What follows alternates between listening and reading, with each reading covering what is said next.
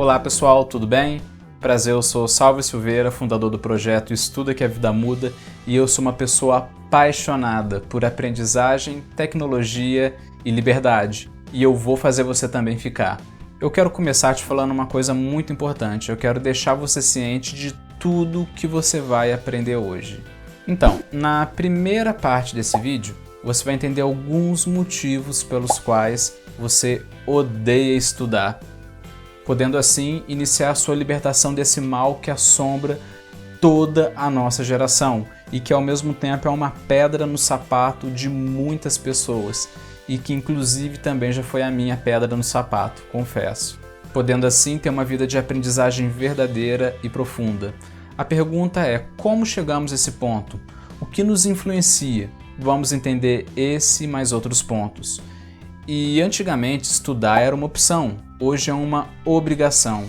Nessa parte você vai entender também os motivos que te obriga a largar a vida de sedentarismo intelectual e iniciar a aprendizagem contínua. Nessa parte você vai ter que ter coragem para assistir tudo. Aliás, coragem é uma das características que eu acho mais admirável em todas as pessoas. Nesse treinamento você vai ganhar uma visão clara sobre os empecilhos a seu crescimento e que impactem todas as áreas da sua vida. Inclusive pode iniciar mudanças profundas na maneira como a qual você pensa. Na vida pessoal, caso vire um hábito o amor ao conhecimento, aos poucos você vai ser direcionado a um novo mundo onde aprender é um passatempo legal, divertido, saboroso e transformador. Na vida profissional, você vai poder visualizar novas oportunidades, se preparar para uma nova era de radicais mudanças, fazendo da aprendizagem a principal ferramenta para sobreviver nessa nova era. E eu quero lembrar para você que esse treinamento é todo feito pelo projeto Estuda que a Vida Muda, que é um projeto que visa fazer de você a melhor pessoa possível através da aprendizagem. E vai lembrar também que esse treinamento que você está fazendo agora, chamado Aprender de Vez, tem o objetivo de aperfeiçoar ao máximo a maneira como a qual você aprende ao ponto de você conseguir ter alta performance em seus estudos. E eu quero lembrar também que esse treinamento é 100% gratuito e está todo disponível no YouTube. Logo, se te cobraram alguma coisa por ele é porque te passaram a perna, então vai lá e peça o seu dinheiro de volta imediatamente, antes que a pessoa suma do mapa. Antes da gente começar, eu quero lembrar você que o Aprender de Vez é dividido em 6 partes e essa que você está fazendo agora é a primeira delas. No primeiro treinamento, que é esse e é mais informativo, você vai compreender algumas das principais causas sobre o motivo de você odiar estudar e vai entender sobre o porquê que você deve gostar. Na segunda parte, você vai implantar a técnica mais importante de todas as técnicas que eu ensino aqui, a técnica SQ3R. E no terceiro treinamento você vai aprender de forma detalhada a utilizar uma técnica muito poderosa e que também é uma das mais utilizadas no mundo, que além de fortalecer a memorização, também ajuda e muito na compreensão. Você vai aprender os famosos mapas mentais, mas claro que você vai aprender a utilizar eles de maneira correta, coisa que é muito difícil você encontrar aqui no YouTube. No quarto treinamento você vai conhecer aquilo que todos os estudantes de alto desempenho fazem e que é indispensável para você. Resumos de forma altamente eficazes, que é muito recomendado para você se você quer ser fera nas provas. No quinto treinamento você vai aprender a usar o seu cérebro de forma competente para memorizar assuntos que estuda através das revisões, o que vai fechar com chave de ouro todo esse treinamento. E no sexto e último treinamento, que é uma aula mais assim informativa, mais light, você vai conhecer sobre diversas formas de aprimorar a sua aprendizagem de maneira mais legal, mais divertida, através da aprendizagem ativa. E caso você queira ter acesso a esses treinamentos, é só você ir lá na descrição que tem um link para todos eles, beleza? Eu quero lembrar também que essa aula desse vídeo que você está assistindo agora está todo organizado dessa forma. Então se você quiser ir em qualquer um desses pontos, é só você ir na descrição que tem um link para cair direto neles, sem você precisar ficar pesquisando no YouTube, o que é bem mais tranquilo e te dá mais produtividade para você consultar o material. Achou interessante tudo isso? Então se inscreva no canal e ative o sininho para ser notificado das minhas postagens, pois eu estou sempre postando vídeos novos que vão cada vez mais te empoderar através desse tipo de conteúdo. Beleza? Chega de enrolar então e vamos começar agorinha mesmo.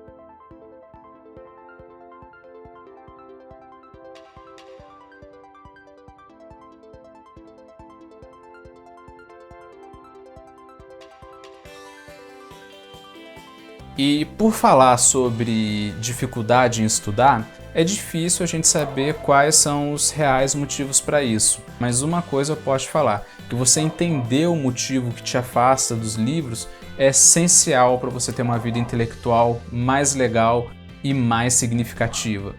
É óbvio que as causas para você não gostar de estudar varia de pessoa para pessoa. E é óbvio também que eu não vou poder falar todas as causas aqui. E também é óbvio que você não deve levar nada do que eu estou falando ao pé da letra. Mas mesmo assim, eu vou te falar qual é a minha opinião sobre esse assunto. Na minha opinião, você não gostar de estudar está relacionado a vários fatores. Como, por exemplo, você não conhecer o seu poderoso cérebro, você não entender o funcionamento da aprendizagem, você não ter técnicas de aprendizagem específicas, você fazer parte de uma abominável cultura do diploma, e sem falar também que a gente tem outros problemas, como governo demais e aprendizagem de menos. Temos também problemas com autoestima para aprender, e sem falar também que, convenhamos, a gente tem uma educação que está completamente parada no tempo, o que é uma coisa deplorável em pleno século XXI. Bom, então agora eu quero comentar com você um pouco sobre cada um desses motivos e te provocar uma reflexão sobre cada um deles. E agora também te afirmo, te prepara para os tapas na cara, que você vai tomar vários. Mas antes da gente continuar aqui, eu quero só te pedir um favorzinho. Você pode, por favor, só dar uma curtida aqui nesse vídeo, pois quando você curte ele, você mostra ele para mais pessoas e você me ajuda a estar divulgando o meu trabalho. Beleza? Posso contar com a sua ajuda? Então tá, então. Então vamos começar agora a falar sobre um dos principais motivos, que é você não conhecer o seu poderoso cérebro.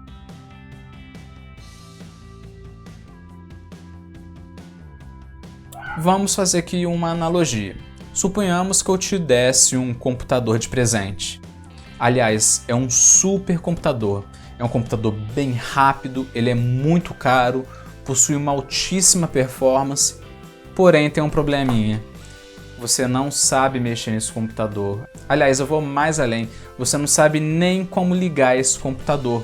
Você não tem ideia do funcionamento dele. Quando você começa a mexer, logo você sente muita dificuldade e não consegue usufruir de nenhum potencial dessa incrível máquina. Agora eu te pergunto, qual seria a solução nesse caso? Você comprar um computador melhor, um computador mais potente? Sinceramente, eu acho que não. Eu acho que a culpa não é do computador, a culpa é de quem não sabe mexer nele. Sim, meu amigo, a culpa é sua. E se eu te disser que de fato você tem esse computador? E eu não estou mentindo, pois de fato você tem ele sim. E esse computador possui 160 mil quilômetros de vasos sanguíneos, o suficiente para dar 4 voltas ao redor da Terra. E possui em média 100 bilhões de neurônios conectados. Olha só que incrível! Com o seu número de conexões sendo maiores que o número de estrelas da nossa galáxia. E você ainda pode arquivar nesse seu supercomputador até 1000 terabytes de informações e processar dados na velocidade de até 3000 GHz. E tal computador pode escanear e processar imagens complexas em apenas 13 milissegundos, o que é incrível. E o melhor ainda, esse supercomputador que você tem, a ciência cada vez mais se surpreende com ele, pois ele é incrível. É como se a cada ano que passasse, a ciência ficasse de cabelo em pé por ver o quão fodástico ele é. Eu sei no que você está pensando. Salve, você endoidou? Eu não tenho nenhum computador desse. E eu te respondo, sim, meu amigo, você tem. E esse computador que você tem, ele se chama cérebro.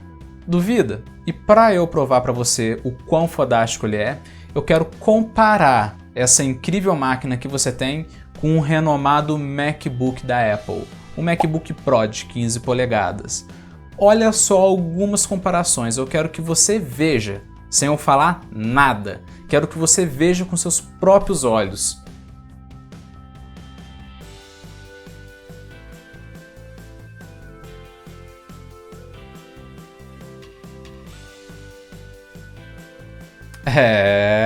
Para você ver. Agora é aquela hora em que eu falo, desculpe Steve Jobs, o seu computador é excelente, mas o meu é melhor. Aliás, muito melhor, bem melhor do que o seu. Mãe Natureza wins. O seu cérebro, para você ter noção, ele é mais potente, possui mais funções que a maioria dos supercomputadores da NASA. Aliás, tem funções que até hoje a ciência ainda desconhece. Com detalhe, tais computadores da NASA ocupam enormes salas, muitas vezes ocupam salas inteiras, enquanto o seu ocupa apenas um espaço de 3% de todo o seu corpo. E pesa apenas 1,3 kg em média. Ele é feito com apenas 60% de gordura e possui uma consistência mais ou menos igual de manteiga e possui uma cor rosada como sorvete de morango. E é claro, ele é muito portátil, você consegue levar ele para qualquer lugar. Inclusive eu tenho certeza que agora você está perto dele. O cérebro é tão foda que o próprio Woody Allen, uma das mentes mais criativas do cinema, afirma com toda a certeza do mundo a frase: "O cérebro é o meu segundo órgão favorito". Imagina então qual seria o primeiro. Eu não vou falar. Agora eu quero te levantar uma questão. Você reclama da sua memória, você reclama da sua concentração, você reclama da sua inquietação, você reclama do cansaço, do estresse. Mas agora eu te devolvo a pergunta: será que é mesmo o seu cérebro que é o culpado por tudo isso? Ou será que é sua por não saber manusear ele da maneira correta? Aliás, se você tem um carro de Fórmula 1 em perfeito estado de funcionamento e você não consegue nem sequer ligar os motores dele, a culpa é dele ou é sua que não sabe nem como mexer nele? A questão é simples, é que infelizmente o nosso cérebro não veio com um manual de instruções igual a um computador que a gente compra na loja. Mas eu acredito sinceramente que a gente pode criar uma cartilha pessoal do nosso próprio cérebro para entender como que ele funciona. E isso nós já somos capazes devido a alguns avanços da neurociência e devido à internet, que democratizou muita informação sobre todos os assuntos, ao ponto da gente poder criar o nosso próprio manual. E esse treinamento que é fornecido pelo projeto Estuda que a Vida Muda, ele veio para te ajudar a criar o seu próprio manual, feito para te auxiliar na incrível jornada dos estudos em plena era da informação abundante. Então é isso, eu vou sossegar aqui por enquanto nesse assunto, mas eu quero falar com você sobre o outro assunto, que é sobre você não saber como funciona a aprendizagem.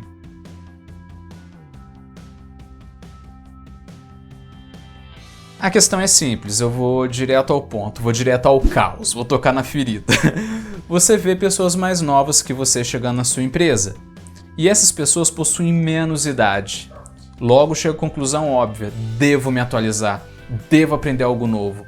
Ou então você pretende estudar para um vestibular e vê altíssima concorrência para pouquíssimas vagas, para os melhores cursos, que com certeza é um dos que você quer escolher. E ao mesmo tempo você vê que você vai ter que concorrer com pessoas que vêm das melhores escolas do país. E você vê também que alguns concursos públicos, dependendo de qual concurso é, tem até mais de 500 pessoas concorrendo para apenas uma vaga.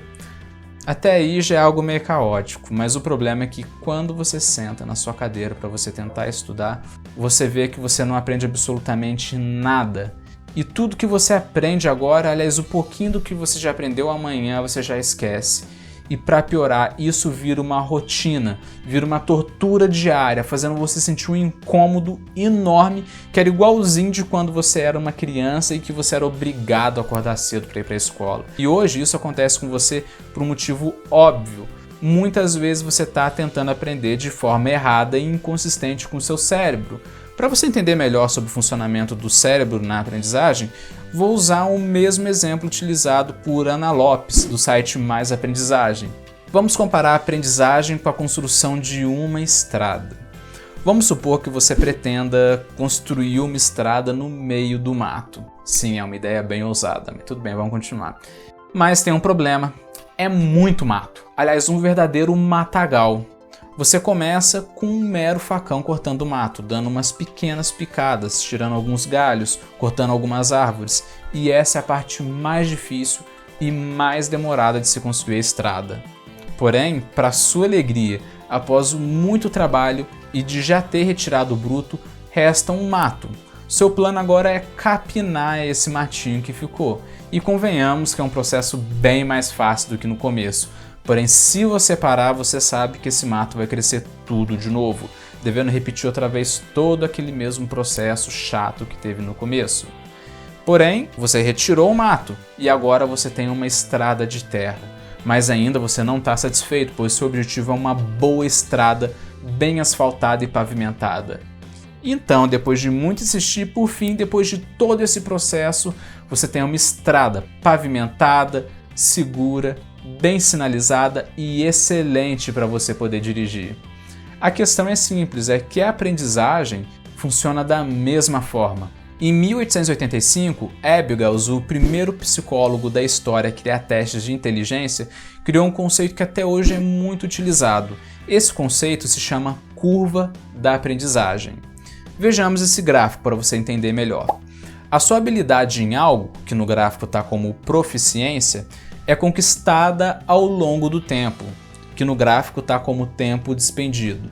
Quanto mais você pratica, melhor e mais forte fica a sua habilidade naquela tarefa ou naquele assunto. O que eu quero te chamar a atenção aqui é para esse ponto muito importante que é o comecinho do gráfico. Olha só que coisa mais incrível, esse círculo abóbora no começo. Essa parte mostra o início da aprendizagem de uma nova habilidade. No começo, você não tem aptidão alguma no assunto, não possui um vocabulário técnico, o tempo que você gasta para aprender é grande e o resultado é mínimo, é pequenininho. É aqui onde, infelizmente, muitas pessoas desistem. É aqui que é igual no começo, quando eu mencionei que você quer começar a construir uma estrada e tem um mato enorme com árvore e com tudo mais. Porém, com o passar do tempo, persistindo, a aprendizagem começa a ficar fácil, subindo na curva de uma forma surpreendente, que é o meio do gráfico, que é quando você começa a evoluir, pois você já conseguiu os pilares básicos da aprendizagem sobre o assunto, que é o que vai te mover para o verdadeiro progresso. Como no exemplo da construção da estrada, em que depois que você tirou o mato bruto, começou a capinar, veio a estrada de terra e tudo começou a ficar mais rápido do que no começo. E por último, você tem a maestria, que é a habilidade máxima, que é quando você consegue resolver problemas com rapidez e eficiência. É o exemplo da pessoa fluente em um idioma, o engenheiro capaz de fazer uma planta em poucas horas, o líder religioso que é capaz de atrair multidões com a sua oratória, depois de tanto treinar e adaptar. Entendeu agora a analogia que eu fiz sobre a aprendizagem e a estrada? Se você não entendeu, não tem problema, eu vou te dar outros exemplos que vai ficar muito mais fácil você entender, mas eu quero que você faça da seguinte forma, eu quero que você agora escute tudo que eu estou falando e compare com a sua vida. Quero que você compare com a sua aprendizagem, quero que você compare tudinho com você. Veja esse exemplo. Ocorre também quando você está aprendendo o idioma. No começo você não tem vocabulário, aprender é um sofrimento verdadeiro, é muita desmotivação, você não entende frases, não entende a fala dos outros, não consegue se comunicar com nenhum nativo da língua. Pensa até em desistir, e de fato, pois no começo é chato. Porém, se você não desistiu, rapaz, depois de um tempo você consegue entender algumas frases, identificar alguns padrões, começa a escrever um pouco errado, mas já é o começo. Até que o tempo vai passando e você já consegue entender a fala dos outros e inclusive consegue se comunicar com todo mundo. E pronto, você já é um fluente. Nas artes marciais não é diferente. Tem uma infinidade de golpes, muitos movimentos rápidos, você fica desorientado, o tempo passa, você aprende pouquíssimo ou quase nada, o que é normal nessa fase, pensa em desistir zilhões de vezes e diz que artes marciais não é para você. Porém, se você continuar, com o tempo vai adquirindo a experiência e o aprendizado acelera. Consegue combinar golpes e usar todos eles estrategicamente e às vezes até sem pensar no golpe você consegue executar tudo no piloto automático. E com o tempo você acaba virando faixa preta. E a mesma coisa também é quando você está aprendendo a dirigir. No começo você entra no carro, você tem que saber usar o freio, as marchas, a embreagem, manusear o volante, tudo de forma conjunta, combinada e rápida, porque você não pode ficar no trânsito pensando, daqui é a primeira marcha. Não, é um verdadeiro sofrimento. E para piorar ainda tem aquela infernal daquela baliza que você tem que aprender a fazer aquele trem lá, que Deus me livre. Sinceramente, até hoje ainda não aprendi a fazer daí direito. E junto disso tudo ainda aparece aquele medo, aquela insegurança. Você pensa, e se eu atropelar alguém? E se eu causar um acidente? E se o carro morrer comigo no meio do trânsito? E se eu ficar desesperado no meio daquele trânsito e o carro não ligar e todo mundo começar a me xingar, falarem até mal da minha mãe? É, gente, ideia acontece com todo mundo. Mas até que com o passar do tempo, você tira sua habilitação, você consegue já dirigir um carro com muita facilidade, você já nem pensa mais onde fica a marcha, como faz para manusear ela, você não pensa mais em quando você vai usar o freio em conjunto com a marcha. Não, você não pensa mais de nada disso, pelo contrário, agora ficou tudo no piloto automático. E agora você consegue até dirigir enquanto fala com alguém, coisa que antes era impossível. E você ainda consegue até cometer algumas barbeiragens no trânsito, coisa que antes você morria de medo. Tá achando que eu não sei das coisas que você faz? Tá completamente enganado, até o passado te condena, viu, meu irmão? Agora então você entende a analogia da estrada, a curva de Ebbinghaus, você entende os exemplos que eu citei acima. Agora tem um outro problema também que a gente chega e que eu tenho que falar, sobre você não ter técnicas sobre aprendizagem.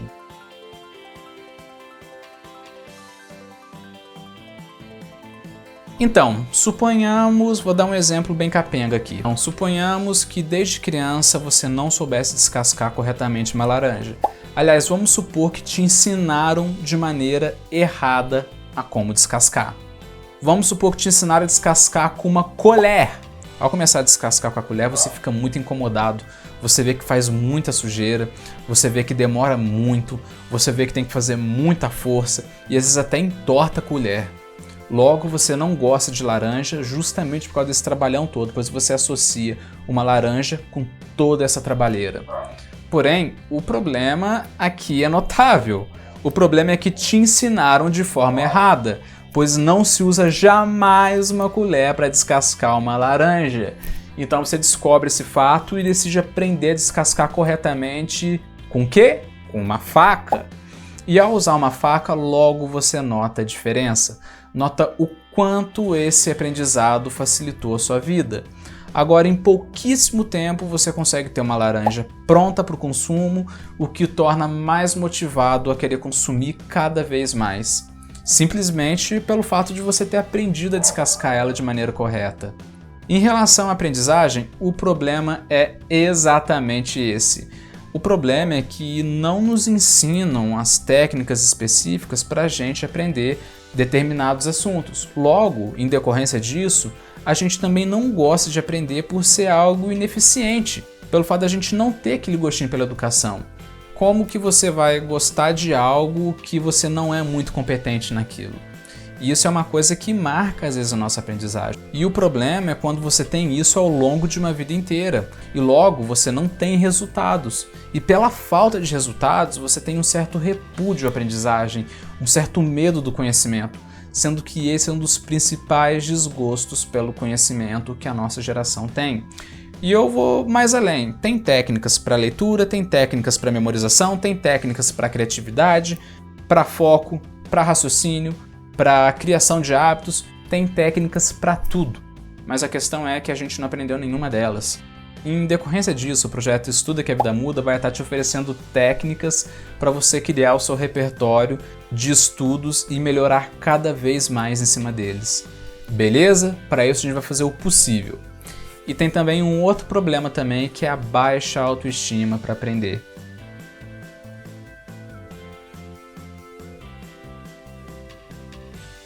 Todo mundo já se pegou pensando em algumas ideias como essa. Eu sou burro, não sou inteligente, o fulano é mais inteligente do que eu nunca vou aprender isso daqui, eu nunca vou aprender aquilo ali, estudar é muito difícil e penoso, estudar é para quem é inteligente, eu não sou, pau que nasce torto não se endireita, eu tô velho para começar a estudar, eu sempre fui um péssimo aluno e blá blá blá blá blá blá blá. Todo mundo já se fez essas acusações, mas a verdade é que essas frases são verdadeiras assassinas de aprendizagem e são adquiridas ao longo da vida por várias derrotas e faltas de estímulo nesse campo. Com o passar do tempo, tais frases geram inclusive um bloqueio aos seus estudos e viram uma verdadeira pedra no caminho de quem deseja começar a estudar, gerando estresse e ansiedade antes mesmo de abrir qualquer livro, como se o material desse choque. Mas o bacana disso tudo é que o bloqueio ele pode ser superado com muita persistência, com muita disciplina e principalmente com amor ao conhecimento. Mas fique tranquilo que esse treinamento vai te ajudar a superar essa dor causada por anos de aprendizagem ineficiente. Mas também tem um outro problema muito grande e que atinge muita gente, na minha opinião: a abominável cultura do diploma.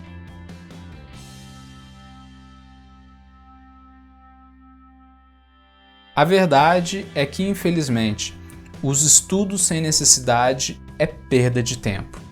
Vamos supor que você tenha uma casa com uma belíssima arquitetura renascentista. Vamos supor que os móveis dessa casa são de madeiras raríssimas e a decoração é completamente luxuosa. E cada traço do interior dessa casa é muito bem desenhado, feito pelo melhor arquiteto do país. E ainda a casa é a mais bonita da sua cidade. Porém, essa casa tem um problema. O arquiteto que projetou ela esqueceu de colocar um banheiro. E agora eu vou te fazer uma pergunta. Você consegue morar em uma casa sem banheiro? Aliás, você aceitaria morar em uma casa que não tem banheiro? Então, na verdade, essa analogia ela tem tudo a ver com os estudos. A verdade é dura, nua e crua. O brasileiro ama diploma, mas odeia estudar. E o problema é que você nasceu em uma nação que repudia o conhecimento e, inclusive, todo esse repúdio pode ter te contaminado. Infelizmente, nesse país, o conhecimento muitas vezes é tratado com descaso. Na graduação, por exemplo, algumas pessoas gastam até 80% do salário delas apenas para se graduarem. Algumas fazem até empréstimos e financiamentos. Outras até conseguem a ajuda dos pais para pagar as mensalidades da faculdade. E logo na faculdade, no segundo semestre, as pessoas já estão desmotivadas, querem que tudo acabe logo para pegarem o diploma e ir embora e nunca mais ter que voltar. A verdade é que as pessoas estudam com toda a má vontade do mundo, do ensino médio até a pós-graduação. Tudo com o objetivo de ir bem numa prova para terminar logo essa fase da aprendizagem. Porém, parabéns! Essas pessoas estão diplomadas, mas continuam sem o conhecimento mínimo para exercer qualquer tipo de profissão. Mas é aí que vem aquela triste realidade e que a vida aqui do lado de fora dá um soco na cara da maioria das pessoas. Quando elas entendem que elas vão ser remuneradas, na maioria dos casos, pelo que elas produzem e não pelo que elas sabem, não por aquilo que o diploma mostra que elas sabem. E para piorar, vem aquele medo, vem aquele frio na barriga que a tecnologia nos causa em mostrar pra gente, aliás, mostrar para todo mundo que em breve um computador vai ocupar o nosso lugar. E é nesse momento em que a gente chega à conclusão de que a gente passou uma vida intelectual como um cachorro correndo atrás do próprio rabo, gastando dinheiro e tempo por um diploma que prometeram pra gente, que disseram pra gente que ia ser causa de sucesso, que iria ser o causador do sucesso, mas que ao mesmo tempo a gente vê que a história não é bem assim. E no final, muitas pessoas juntas formam uma multidão que fingem estudar, mas que continuam sem um mínimo conhecimento para exercer a função na sociedade. Só uma coisinha, só um adendo, eu não estou falando para você evitar se graduar. Eu estou denunciando a nossa triste cultura que repudia o conhecimento e glorifica apenas o diploma, gerando péssimos efeitos para todos, inclusive para você. E eu também não estou discriminando os estudos direcionados ao lazer ou a hobbies, pois tais estudos nos fazem muito bem por reforçar a nossa autoestima, inclusive, e torna a gente cada vez mais independente, nos preparando para o mundo aqui do lado de fora. Em geral, são excelentes. Eu estou apenas falando sobre a triste cultura do diploma que acha que conhecimento e diploma são a mesma coisa, o que é uma ideia completamente absurda. E é claro que também tem um outro problema também que na minha opinião é gravíssimo e sinceramente eu acho que é pior do que essa cultura do diploma, que é governo demais e aprendizagem de menos, que é o que a gente vai falar agora.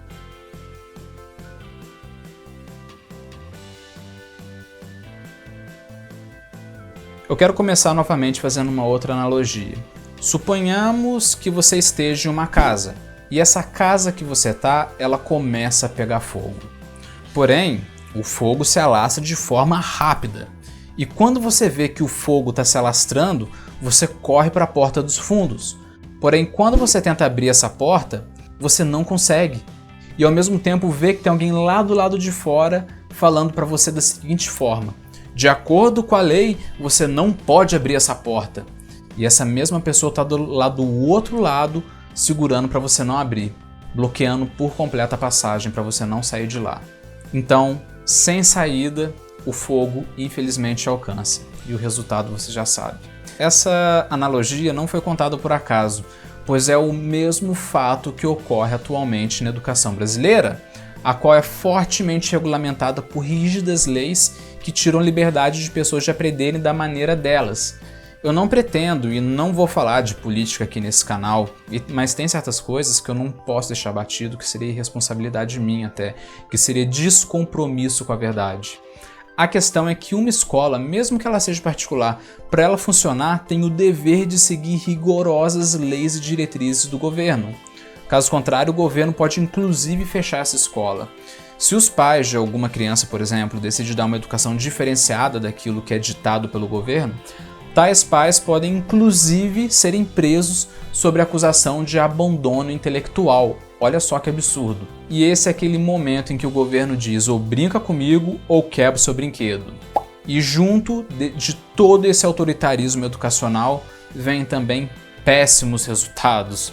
De acordo com o PISA, por exemplo, que é o mais importante exame de desempenho educacional e internacional do mundo, o Brasil sempre fica nas últimas posições. Fica até atrás de países que você vê e... Hã? Como assim? Mas é a nossa realidade, gente. Agora eu quero te perguntar, quem vai se responsabilizar pelos efeitos nefastos causados nessa geração?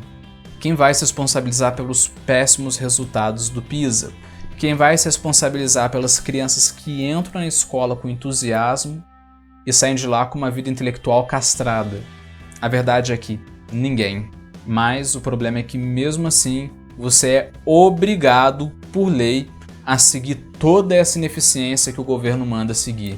E para piorar, um dos maiores causadores do problema é justamente quem dita as regras, o governo. E a situação ainda fica pior quando a gente junta esses péssimos resultados aos avanços tecnológicos que vão mudar para sempre a maneira de trabalhar.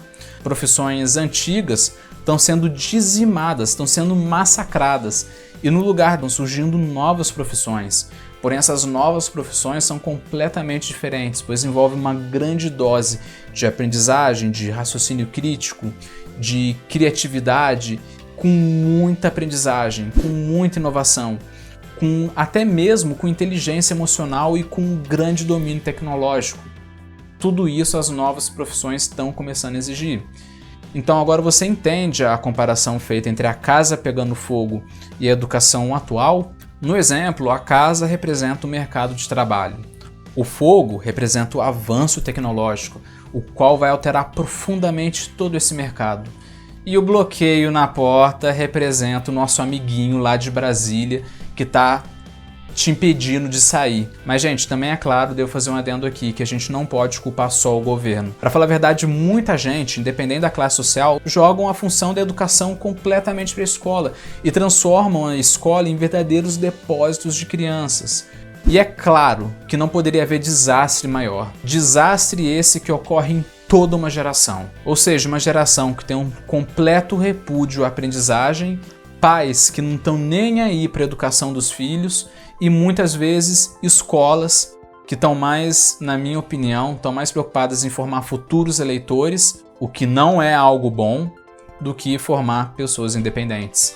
Mas, para você não falar que eu sou sálvio ou apocalíptico, eu também tenho uma notícia muito boa para você. A questão é muito simples, é que no meio de toda essa situação caótica tem uma tecnologia que está contrariando todo esse sistema. E essa tecnologia está criando um local muito fértil às ideias, está criando um local muito democrático e é o último foco de resistência da educação. Além dele ser difícil de ser controlado pelo governo, esse local se chama internet. O bacana de tudo é que na internet o jogo está ficando a favor do indivíduo, está ficando a favor da gente. Nesse local tem pessoas altamente talentosas e com uma fome enorme de conhecimento. Esse local tem muita informação inclusive barata. Esse local tem grandes comunidades, tem verdadeiras oficinas de aprendizagem que estão cada vez mais ao alcance de todo mundo. Sim, pessoal, está ocorrendo uma grande revolução. Aliás, uma grande revolução silenciosa que vai revolucionar a humanidade. E nessa revolução silenciosa, as cartas estão sendo novamente embaralhadas e redistribuídas igualmente para todos os membros da mesa. E dessa vez estão sendo rompidas várias fronteiras financeiras. Por exemplo, os jovens moradores de favela estão começando a ter ao alcance o mesmo conteúdo de qualidade que pessoas ricas sempre tiveram. É algo que ainda está engatinhando, mas que ainda vai melhorar muito. E pela primeira vez na história, o pobre está podendo ter uma educação de ótima qualidade através da internet. E essa é aquilo que eu chamo de primavera da educação. Uma primavera da educação a qual eu quero que você também seja uma bela flor no meio dela. Uma bela flor que tira todo o aproveito desse mar de informação que a gente tem. Antes, por exemplo, apenas pessoas que tinham boa condição financeira podiam colocar os filhos em excelentes escolas e dar uma educação mais assim elitizada. Agora a coisa está sendo diferente. Aulas estão disponibilizadas na internet pelos melhores professores da área e estão ao alcance de todos. Antes, por exemplo, os professores ensinavam para uma sala de 40 alunos. Na maioria dos casos, todos esses alunos eram tratados de forma igual, mas agora a coisa está sendo bem diferente. As pessoas estão estudando em casa e avançando em ritmo próprio. E na maioria das vezes, muitas vezes o ritmo é muito maior e mais eficiente do que em uma sala lotada com os 40 alunos. A questão é aquilo, quando a maré sobe, todos os barcos sobem juntos. Assim como a tecnologia vai fazer agora com a educação, criando uma nova primavera que vai florir a mente das pessoas que antes viviam presas a sistemas tradicionais ultrapassados de ensino. E agora a gente também chega naquele ponto também, da educação parada no tempo.